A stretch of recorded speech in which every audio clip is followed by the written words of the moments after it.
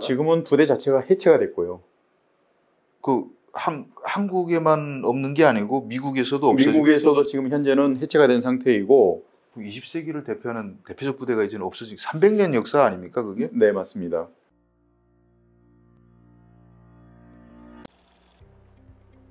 여러분 안녕하십니까?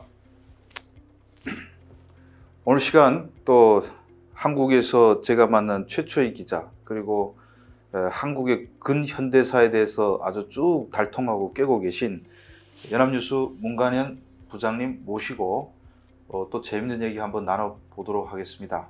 그래서 오늘 제가 잡은 주제는 근데 제가 선배를 모시고 온 계기가 선배가 최근에 낸 책 임진 스카웃. 근데 이건 너무 많이 또 홍보해가지고 막 거부하시는 분 많으실 텐데 어쨌든 오늘은 이 임진 스카웃에 있는 내용인데요. 네. 예, 이 책은 교보나 그리고 뭐 다른 데도 팔죠. 네, 지금 영풍문고 이런 데도 팔죠. 다 팔고 있습니다. 인터넷에도 사고요. 네. 제 댓글에 링크를 걸 테니까 제가 게스트를 5번 모신 전례가 없거든요. 오늘 재밌어서 네. 다시 이렇게 우리 저희 문 선배하고 한국에서 2002년도부터 제가 만났으니까 20년 우리가 20년 지기인데요. 그래서 오늘 그 주제는 제가 얼마 전에 영화 북한 TV를 보는데 판문점 도끼만행 사건을 주제로 해가지고 무슨 여자들이 나와서 진짜요? 이러면서 막 하더라고요. 그래요? 네. 그래서 그 도끼만행 사건을 하는데 철저히 우리 특전사가 가서 뭐 도끼를 하고 어찌해서 한국군 중심으로 얘기하던데 사실 그 도끼만행 사건 때 투입된 게 미군이 들어갔잖아요. 맞습니다. 네. 근데 이 책에 그게 나와 있어가지고 그때 투입된 부대가 어느 부대죠? 네, 판문점 도끼만행 사건 때 판문점 공동 경비 구역에 있는 장교 2명이 피살을 당합니다.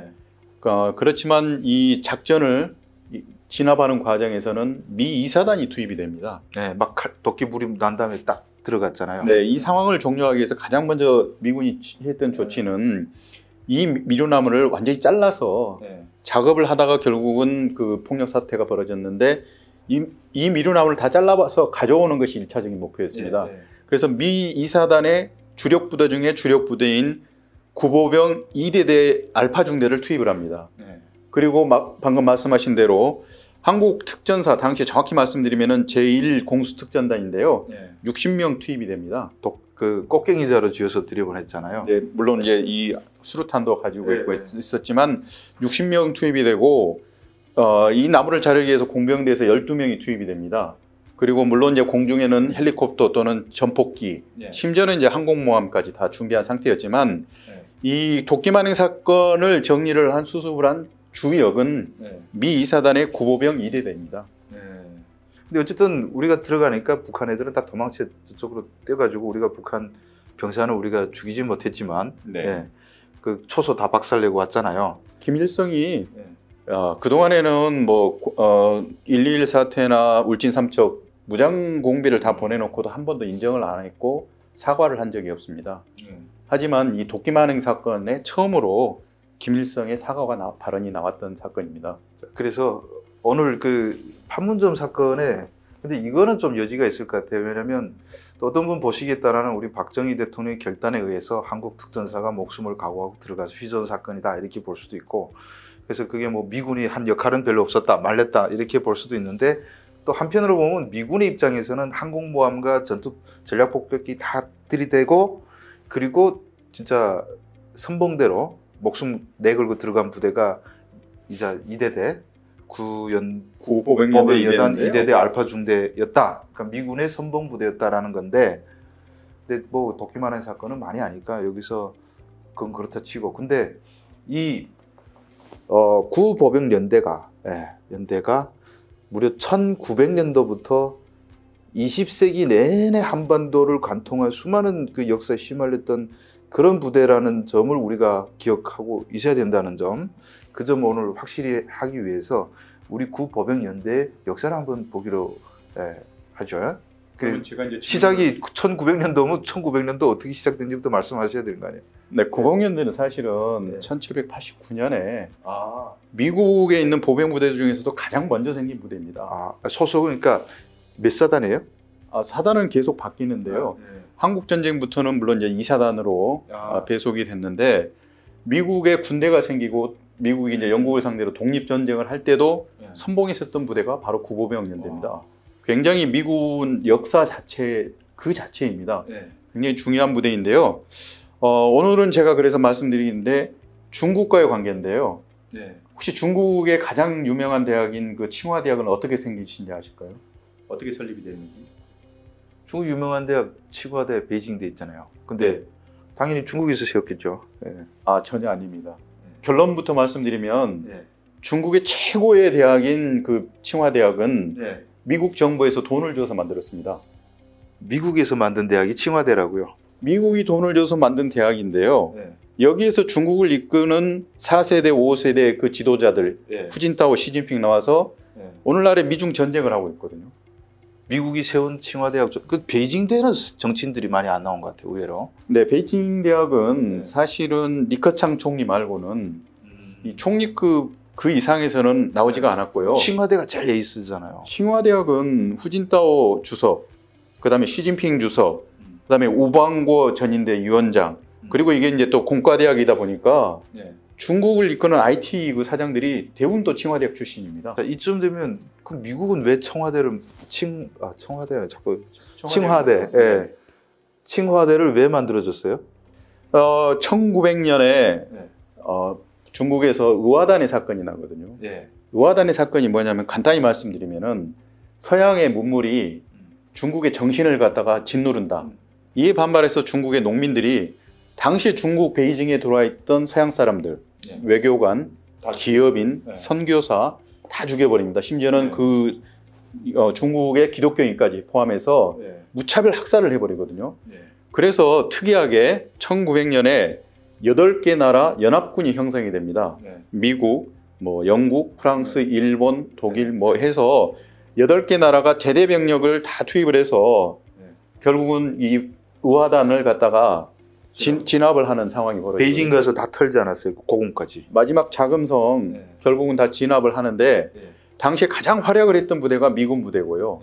그 미군 부대의 대표적인 부대가 구보병연대였습니다. 그때 벌써 1900년도에 중국 들어갔네요? 네, 그렇습니다. 그래서 이 미군 부대가 미군 전체 역사상 가장 오래된 부대인데 별명이 맨추 부대입니다. 맨추는 이제 만주를 맨추리아, 영어로 발음할 때는 맨추 그러거든요.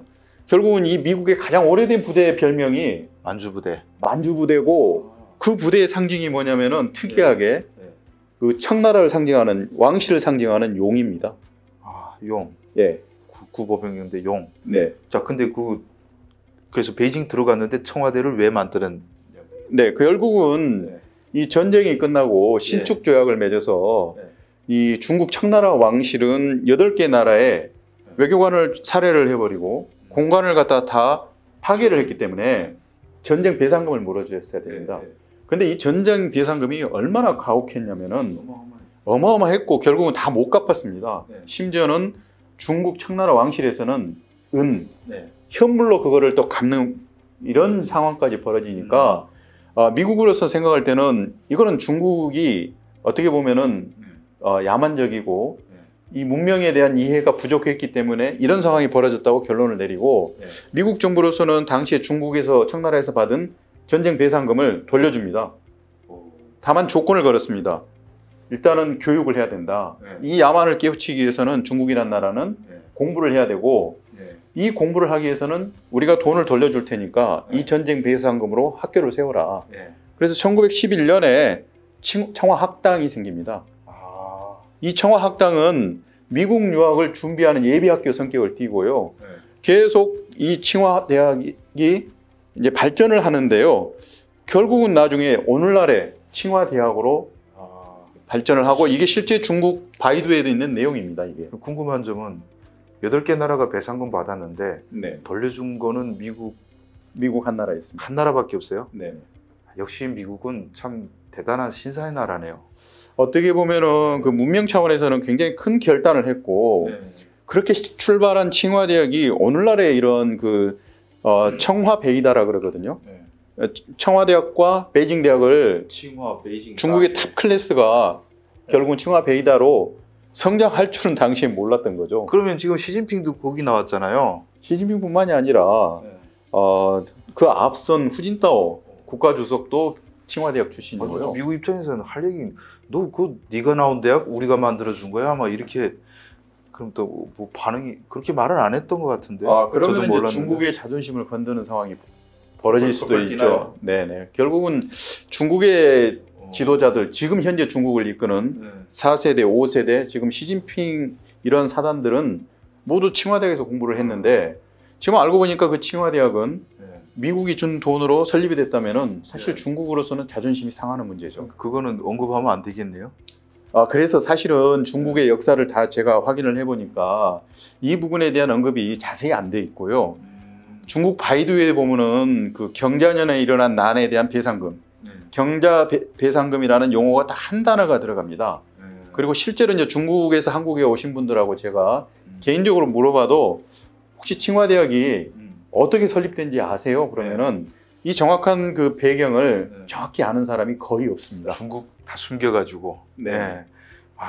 미국이 만든 대학에서 자라난 나중에 그 졸업생들이 또 미국 반미 해가지고 미국과 맞서는 참 아이러니. 지금 미국과 전쟁을 한다고 표현하잖아요, 우리가. 그렇군요. 어쨌든 우리가 지금 청와대 얘기를 하려고, 칭화대 얘기를 하려고 한 건 아니니까. 자, 구사단은 6.25 전쟁 때도 당연히 앞장서 들어왔겠죠? 네, 맞습니다. 이제 구보백년대는 이제 의화단의 사건을 난을 진압을 하고요. 그 외에도 뭐 필리핀 여러 그 세계 모든 전쟁에 미국이 필요할 때 병력을 투입할 때는 이 구보백년대가 다 들어갑니다. 한국 전쟁도 예의가 아닙니다. 한국 전쟁은 우리가 잘 알다시피 낙동강까지는 주일미군이 일단 들어왔거든요. 지리적으로 가까우니까 북한군이 내려오니까 당시에는 그 일본에는 주일미군이 4개 사단이 있었는데요. 가까운 순서부터 투입이 됩니다. 가장 가까운 24사단부터 가장 멀리 있는 홋카이도에 있던 제1기병사단까지 순차적으로 투입이 되지만 이걸 막아내지는 못했습니다.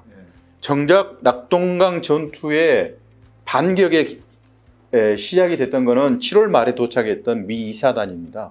그 중에서도 구보백연대입니다. 이 구보백연대가 결국은 낙동강 전투에서 210 고지 전투가 있거든요. 거기서 이제 승리를 하면서 일단은 북한군을 밀어내기 시작했고 결국은 뭐 포크잡 전투나 주요 전투에서는 이 구보백연대가 대부분 다 승리의 어떤 결정적인 역할을 많이 했습니다. 그래서 한국 전쟁의 실질적인 주역이라고도 볼 수가 있거든요. 이 책에 241페이지 있는데, 네, 맞습니다. 보니까 대표적인 전투로 피능선 전투. 와, 이때 엄청난 사상자 있었죠. 네네. 단장의 능선 전투. 이거 중국에서 상감령이라 해서 또 무슨 또 영화도 만들고 막 그랬던 전투인데, 볼모고지, 폭차빌, 티봉고지 전투. 와, 뭐 중요 전투는 다 참가했군요. 구보백연대로 우리가 있으면 안 되겠네요. 자, 그래서 이 구보백연대가 한국에 계속 이사단이면 계속 주둔해 있었겠네요. 전쟁 끝난 다음에도. 네, 특이합니다. 이 중국과의 인연이라면 또 인연이고 악연이죠. 한국과는 인연이라고 볼 수가 있는데요. 낙동강 전투를 만들게 된 계기가 결국은 구보백연대가 오면서부터 시작됐다고 우리는 평가를 할 수 있고요. 한국군 카투사도 많이 같이 죽었습니다. 그리고 이 구보백연대는 한국전쟁 이후에 일단은 철수를 했었습니다. 그리고 1965년에 미 2사단이 한반도에 다시 방어 임무를 띄고 왔을 때부터 2015년도까지 결국은 그 한국에서 보낸 시간이 대부분입니다. 한국 서부전선 막았던 주역, 결국은 구보백연대입니다. 한국과는 인연이 아주 특이하고, 판문점에도 그러면 그 도끼만행 사태 때도 다 구보백연대가 거기 다 제일 중요한 전선을 맡고 있었다, 그런 얘기죠? 네, 맞습니다. 그 구보백연대가 캠프 그리브즈라고요. 그거 제가 가봤습니다. 네, 그리브즈에 주둔을 했고, 이 중에 그 8.18 도끼만행 사태 때 투입이 됐던 알파 중대는 또 별도로 캠프 보니파스가 있습니다. 아, 거기도 보니파스 때 그 도끼만행 사태 그 전사 사망한 보니파스 대위. 그 보니파스 대위의 이름을 따서 이제 그 키티호코라는 이름을 캠프 보니파스로 76년 10주년이 되는 게 이제 86년에 당시에 이제 이름을 바꾸었습니다. 근데 중요한 거는 그 옆에 리버티벨이라고요. 조그마한 또 캠프가 있는데요. 사실은 이 캠프의 부대들이 기동 타격대 역할을 하는데요. 구보병 연대는 그리브즈의 본대가 주둔을 하고요. 대대. 그리고 알파 중대가 이 리버티벨에 분산 배치가 돼서 기동 타격대로 역할을 하는데요. 이 알파 중대가 결국은 도끼만행 사건 때 이 모든 상황을 진압을 한 주역이었던 것입니다. 자, 아무튼 뭐 그 자세히 부대 역사를 우리가 오늘 짧은 시간 동안 다 말씀드릴 수는 없으니까, 그러면 이 구보병연대가 캠프 그리브스 저도 거기 가서 있어봤는데 여기 언제까지 철수했으면 지금 어디가 있나요? 지금은 부대 자체가 해체가 됐고요. 한국에만 없는 게 아니고 미국에서도 없어지고, 미국에서도 지금 현재는 해체가 된 상태이고, 20세기를 대표하는 대표적 부대가 이제는 없어지고 300년 역사 아닙니까 그게? 네, 맞습니다. 8, 900. 예. 아, 그렇구나. 너무 아깝네요. 이러면 유지할 만한데. 그럼 미군은 전략적 유연성이라는 정책을 도입한 이후에 이 대대나 연대단의 부대들을 해체했다가 다시 재건하고를 계속 반복을 하고 있습니다. 그래서 지금 상태는 해체가 된 상태이지만 또 부활할 수도 있다. 부활하고 다시 한국에 배치될 가능성도 높은데요. 그런 과정에서 우리가 이 구보병연대 역사를 좀 정확히 알 필요가 있다는 게 제 생각이죠. 그러니까 해체된 시점이 언제입니까? 2015년 7월이었습니다. 2015년 10월에 없어졌답니다. 근데 구보병연대하고 인연 맺은 우리 장교들이 많겠네요. 엄청 많습니다. 구보병연대는 우리가 대표적으로 대부분 대대장 출신들이 포스타, 제너럴까지 가신 분들이 한 20명 가까이 됩니다. 특히 이대대가 그쪽 들어가 있다니까. 가장 주한미군에서도 중요한 역할을 했고요. 이 구보병연대 자체가 미군 전체 역사에서도 가장 오래된 부대고 가장 핵심적인 부대이기 때문에 대부분 여기서 지휘관들이 활동을 하는 경우에는 대부분 승진에서 대부분 이게 가만한 요인이 되고, 그래서 별을 대부분 많이 달았습니다. 이사단장 혹은 주한미군 사령관도 나왔나요? 거기 대대장이나 연대장. 네, 빈센트 브룩스 주한미군 사령관이 미 이사단의 구보병연대 2대대 대대장을 했습니다. 만추 부대. 그분 얼마 전에 했지 않았습니까? 네, 최근에 이제 주한미군 사령관을 했고요. 구보병연대 2대대 대장을 할 때는 너무 한국 사람들하고 친하다 보니까 사실 저도 힘든데요. 애국가를 4절까지 한글로 불렀어요. 미국 분이요. 그것도 미군 지휘관이 한국의 국가를 공식 석상에서 4절까지 한글로 다 불렀던 기록이 있습니다. 대단하네요. 진짜 이를 악물고 배웠네요. 그러면 정말 한국 전쟁에서도 제일 대표적인 중요한 전투도 많이 했는데 전사한 장병들이 우리나라도 많이 묻혀 있겠네요. 그러면. 네, 미군은 1952년 1월부터 2차 대전 후유증을 분석해가지고 전장에서 남으면은 결국은 적군들이 유해를 갖다가 훼손하고 정치적으로 악용한 사례가 많대서 정책을 바꿨습니다. 그래서 52년 1월부터는 전쟁에서 전사한 미군들의 유해들을 대부분 현장에서 수거를 해서 본국으로 송환을 했습니다. 하지만 한국 전쟁에 참여했던 미군들 가운데서는 한국인하고 결혼을 한 경우도 있고 자기는 꼭 한국에 묻혀야 되겠다고 의사표시를 한 사람이 36명이 나왔는데요.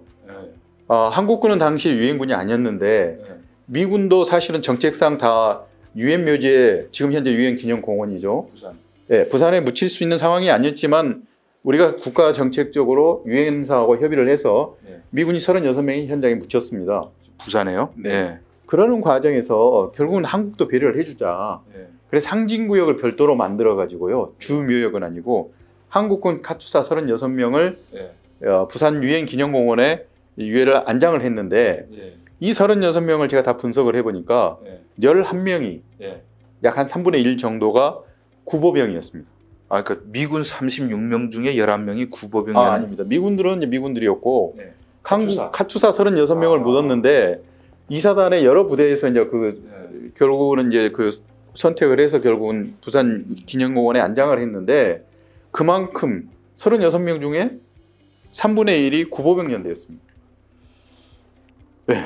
오늘 참 20세기 중국과 한국의 역사와 함께한 부대, 맨추 부대, 만주 부대, 용이 상징인 맨추 부대에 대한 얘기를 들었는데 제 생각에는요, 지금 부대가 없어졌다니까 너무 아깝지만은 만약에 혹시 중국이 한반도로 남침해 오는 날에는 이 맨추 부대가 다시 부활해가지고 북진의 선봉장이 될 것 같다는 예감이 들거든요. 네, 중국으로서는 이 맨추라는 역사만 제대로 알아도 섬찟할 수가 있거든요. 우하단 그때 베이징 들어 휩쓸어 버렸던 부대 아닙니까? 한 가지 또 재밌는 에피소드가 있는데요. 2008년도 베이징 올림픽이 열렸었는데요.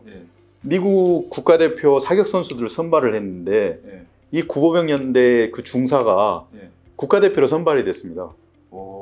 그래서 권총을 들고 베이징을 가게 된 상황이 벌어졌는데요. 제가 직접 만났습니다. 그 중사를. 아니 1900년에 총을 들고 베이징에 진주를 했었는데 또 권총을 차고 지금 베이징에 갑니까? 그랬더니 이건 스포츠입니다. 이거는 그 전혀 전쟁과 무관한 겁니다 해서 좀 웃었던 그런 에피소드가 또 있습니다. 자, 저는 이 맨추 부대가 다시 부활해가지고 한반도를 지켜주기를 진심으로 바라고 오늘 얘기 또 좀 더 길어졌는데 긴 시간 동안 시청해 주셔서 진심으로 감사드리고 오늘 또 토요일에 또 이렇게 후배가 또 유튜브 한다고 진짜 직접 찾아주셔가지고 너무 고맙습니다. 감사 인사드리겠습니다. 문관현 선배는 제가 한국 언론계에서 아주 우리 회사에는 또 친한 분들 많지만 타사치고는 가장 친한 선배라고 말씀드릴 수 있습니다. 시청해 주셔서 감사합니다.